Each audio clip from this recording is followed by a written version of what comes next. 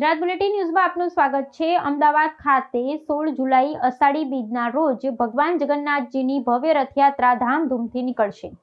અમદાવાદ શહેરની પૌરાણિક, ઐતિહાસિક અને સાંસ્કૃતિક ઓળખ સમાન જગન્નાથજી મંદિરની 148મી રથયાત્રા તારીખ 16 જુલાઈ 2026ના રોજ ભક્તિભાવ અને પરંપરાગત વૈભવ સાથે નીકળશે। ભગવાન જગન્નાથજી, ભાઈ બળભદ્રજી અને બહેન સુભદ્રાજીની આ ભવ્ય રથયાત્રામાં લાખો શ્રદ્ધાળુ દર્શનનો લાભ લેશે। પરંપરાગત માર્ગ પર નીકળનારી આ રથયાત્રામાં વિવિધ 30 અખાડાઓ, 18 ભજન મંડળીઓ, 18 શણગારેલા ગજરાજ, 101 સાંસ્કૃતિક ઝાંખીઓનું આકર્ષણનું કેન્દ્ર બનશે।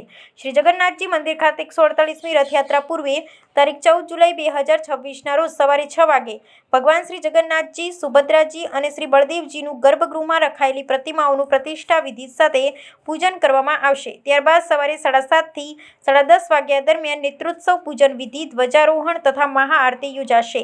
સાંજે 7 વાગે સંતો મહંતોની ભંડારા તથા પ્રસાદ સમારંભનું આયોજન કરવામાં આવશે, જેને લઈ મંદિરના ટ્રસ્ટ મહેન્દ્રભાઈ ઝા દ્વારા વિસ્તૃત માહિતી આપવામાં આવી હતી। અમદાવાદ ખાતે ભગવાન જગન્નાથજીની રથયાત્રાને હેમખેમ શાંતિપૂર્ણ રીતે પાર પાડવી તે માટે અમદાવાદ શહેર સુરક્ષા માટે એડી ચોટીનું જોર લગાવી સજ્જ બની છે। રાજ્યના ડીજીપી GS મલિકે મંદિર અને વ્યવસ્થાની જાણકારી મેળવી હતી, તો મંદિર ખાતે રથયાત્રાને જ દિવસ જ બાકી હોય રેપિડ એક્શન ફોર્સના મહિલા અને પુરુષ જવાનો ખૂણે ખૂણે ગોઠવાઈ ગયા છે અને પૂર્ણ સુરક્ષા પૂરી પાડી રહ્યા છે। જ્યારે બીજી તરફ ઝોન 2ના ડીસીપી, એસીપી સહિતના અધિકારીઓ સતત રથયાત્રાના માર્ગ પર બાજ નજર રાખી સુરક્ષાની વ્યવસ્થાનું નિરીક્ષણ કરતા જોવા મળી રહ્યા છે। અમદાવાદ પોલીસ વિશ્વભરમાં ગણાતી અમદાવાદની રથયાત્રાને સુરક્ષા પ્રદાન કરતા શાંતિપૂર્ણ રીતે પાર પાડવામાં હંમેશા અગ્રેસર રહેતા આવી છે। આ વખતે પણ તમામ ઝીણામાં ઝીણી બાબતોને ધ્યાનમાં રાખતા કોઈ અનિચ્છનીય બનાવ કે ઘટના ન ઘટે તે માટે તમામ અદ્યતન ટેકનોલોજી સાથે સજ્જ બની ખડે પગે જોવા મળી રહી છે। 16મી તારીખે જગન્નાથજી મંદિર પ્રાંગણથી નગરજનોને દર્શન આપવા નીકળશે। આ રથયાત્રા પૂર્વે અનેક ઉત્સવો હોય છે જે આપણે જેઠ સુદ પૂનમથી ઉજવતા આવ્યા છીએ। આજે પ્રસંગો હવેલી આવનારી પ્રસંગો છે, નેત્રોત્સવ વિધિ, પછી ભગવાનના સોનાબેજ અને ઓવરવેશ પર કહેવાય ગજરાજોની પૂજન, પછી મહાનુભાવોનું આગલા સ્વાગત અને મંગળા આરતી, પછી ભગવાનના રથમાં પધરામણી અને તે પછી પહિંદ વિધિ કરીને ભગવાન જગન્નાથજીની રથ યાત્રા પ્રારંભ થાય છે। તે પ્રકારની થોડીક આપ લોકો તો ઘણા સમયથી આ મીડિયા ફોરમમાં, પછી આર્ટ મીડિયામાં ચલાવી રહ્યા છો, ખૂબ સારી રીતે ભગવાનની સેવા કરી રહ્યા છો। હું ફક્ત ટાઈમ ટેબલ અને સમય અને કોણ મહાનુભાવ આવશે એની વિગત આપીશ આપને। ભગવાન જગન્નાથજીની આ 149મી રથયાત્રામાં શહેર પોલીસ કમિશનર શ્રીએ ટ્રસ્ટ કમિટીની અરજીને ધ્યાનમાં લઈને રથયાત્રાની પરવાનગી આપી છે। રથયાત્રા અસલ પરંપરાગત માર્ગો ઉપર જ ફરશે, જેના અગ્રભાગમાં 18 શણગારેલા ગજરાજો, ત્યાર પછી 101 ટ્રકો ઉપર ભારતીય સંસ્કૃતિની ઝાંખીઓ, અંગકસરતના પ્રયોગો સાથે 30 અખાડા, 18 ભજન મંડળીઓ, 3 બેન્ડ વાળા રહેશે। સાધુ સંતો ભક્તો સાથે 1000 થી 1200 જેટલા ખલાસી ભાઈઓ રથ ખેંચતા રહેશે।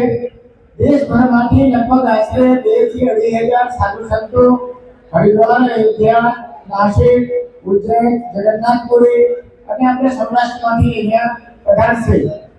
એ લોકો માટે એક ભંડારાનું આયોજન કરવામાં આવેલ છે, જે આવતીકાલે અમાસના દિવસે ભગવાન જ્યારે મંદિરે ગર્ભગૃહમાં પ્રવેશ કરશે તે નેત્રોત્સવ વિધિ પછી એ ભંડારાનું આયોજન કરવામાં આવેલ છે। આ ઐતિહાસિક, સાંસ્કૃતિક અને પરમ પુનિત રથયાત્રા ગુજરાતમાં જે નિયમ છે તે નિયમ પ્રમાણે દર વર્ષે મુખ્ય પ્રધાન અહીંના ભગવાન જગન્નાથજીને રથની પહિંદ વિધિ સંપન્ન કરીને રથ ખેંચીને પ્રસ્થાન કરાવતા હોય છે। આ વર્ષે પર આપણા માનનીય મુખ્યમંત્રી ભૂપેન્દ્રભાઈ પટેલ પહિંદ વિધિ સંપન્ન કરીને રથયાત્રા પ્રારંભ કરાવશે અને તે પછી ભગવાન જગન્નાથજીના અતિ પ્રિય જે રાસ ગરબા અને આદિવાસી નૃત્યો છે તે પણ લોકોને માણવાનો મજા આવશે. પ્રસાદની તૈયારીઓ ઘણા સમય પહેલાથી બંને તરફથી કરતા હોઈએ છીએ. સમગ્ર રથયાત્રા દરમિયાન 45,000 કિલો મગ પ્રસાદની વ્યવસ્થા અમે આયોજન કર્યું છે, જેમાં 500 કિલો જાંબુ, 500 કિલો કેરી, 400 કિલો કાકડી અને દાડમ તથા ભગવાન જગન્નાથજીને નેત્રોત્સવના દિવસે જે કાપડથી આખે પાટો બાંધવામાં આવે છે, જેને આપણે ઉપરણા કહીએ છીએ, તે સાધુ સંતો રથ ઉપરથી પૂજારીઓ અને માણસરી નગરજનોને વેચતા રહેશે. એની સંખ્યા લગભગ 2 લાખ છે. એટલે 2 લાખ ઉપરણા વેચવામાં આવશે.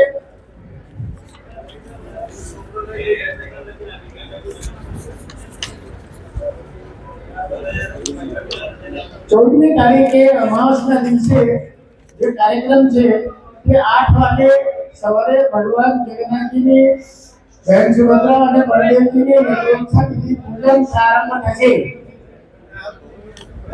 તે પછી 9 થી 9:30 ની વચ્ચે ભગવાનને મંદિરના શિખર ઉપર ધ્વજારોહણ કરવામાં આવશે અને આ કાર્યક્રમમાં મુખ્ય અતિથિ તરીકે માનનીય ગુજરાત ભાજપના પ્રમુખ જગદીશભાઈ વિશ્વકર્મા રહેશે અને deputy chief minister Harshbhai Sanghvi પર એ દિવસે હાજર રહેશે. માનનીય ઋષિકેશભાઈ પટેલ કેબિનેટ મંત્રી શ્રી પર ઉપસ્થિત રહેશે અને જીતુભાઈ વાઘાણી પર રહેશે.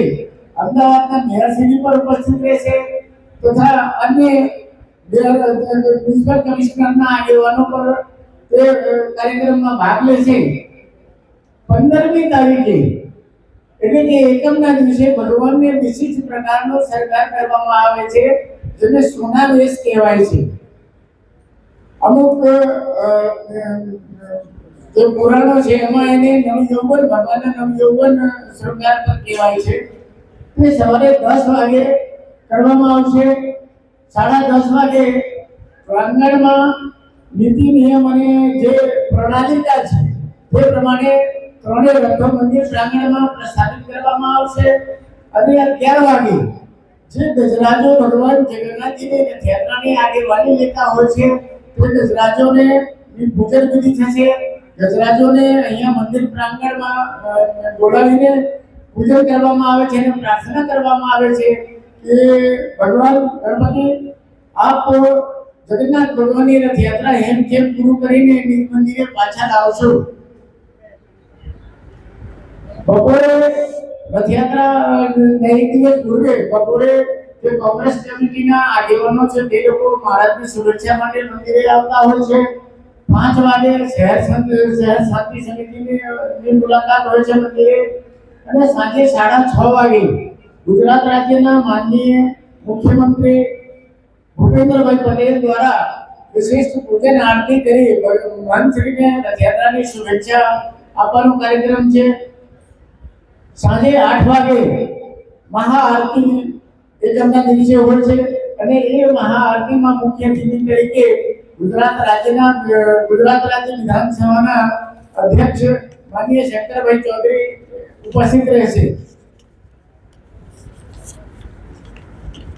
હવે 16મી તારીખે જે દિવસે ભગવાનની રથયાત્રા નીકળશે તે સવારે 4 વાગ્યાથી કાર્યક્રમો ચાલુ થઈ જાય છે. સવારે 4 વાગે મંગલા આરતી છે. મંગલા આરતીમાં મુખ્ય અતિથિ તરીકે ભારત સરકારના ગૃહમંત્રી એવં સહકારિતા મંત્રી શ્રી અમિતભાઈ શાહ ઉપસ્થિત રહેશે. સવારે 4:30 વાગે ભગવાન જગન્નાથજીને વિશિષ્ટ ભોગ ખીચડી ભોગ ધરાવવામાં આવશે. ભગવાનને આખા વર્ષમાં 56 ભોગ ધરાવતા હોય છે આપણને જે સનાતન સંસ્કૃતિ છે તે પ્રમાણે, પણ વર્ષમાં એક વખત ભગવાનને ખીચડી ભોગ ધરાવતા હોઈએ છે. એ ખીચડી ભોગ 4:30 વાગે ધરાવવામાં આવશે.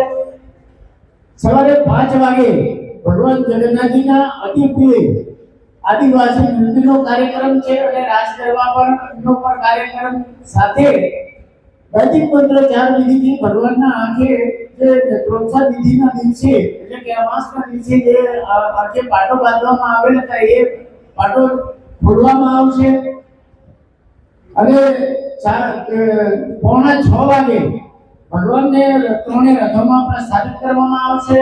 ત્યાં પૂજન કર્યા પછી 7 વાગે રથયાત્રાનો શુભારંભ છે. એમાં ખાસ કરીને મંગલા આરતીથી લઈને 16મી તારીખે સમગ્ર રથયાત્રાનો પ્રસારણ લાઈવ પ્રસારણ દૂરદર્શન કરશે.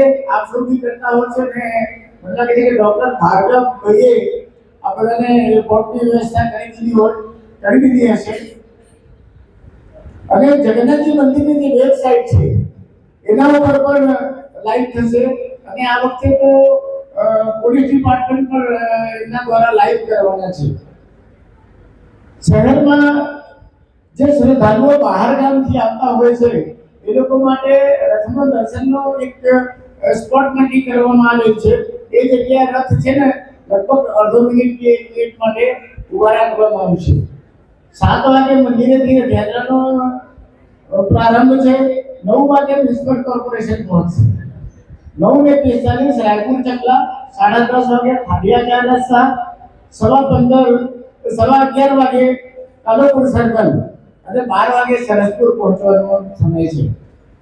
ત્યાંથી વિશ્રામ કર્યા પછી સરસપુરમાં ભગવાનનું મામેરું કરવામાં આવશે અને મામેરા પછી 1:30 વાગે સરસપુરથી રથયાત્રા પરત આવશે. 2 વાગે કાલોપુર સર્કલ, 2:30 વાગે પ્રેમ દરવાજા, 3:15 દિલ્હી ચકલા, 3:45 શાહપુર દરવાજા અને 4:30 આરસી હાઈસ્કૂલ, 5 વાગે ઘીઘાટા, 5:45 પાનપોર નાકા, 6:30 વાગે માણિક ચોક અને 8:30 વાગે મ્યુનિસિપલ કોર્પોરેશન થઈને બીજ મંદિરે પરત આવશે.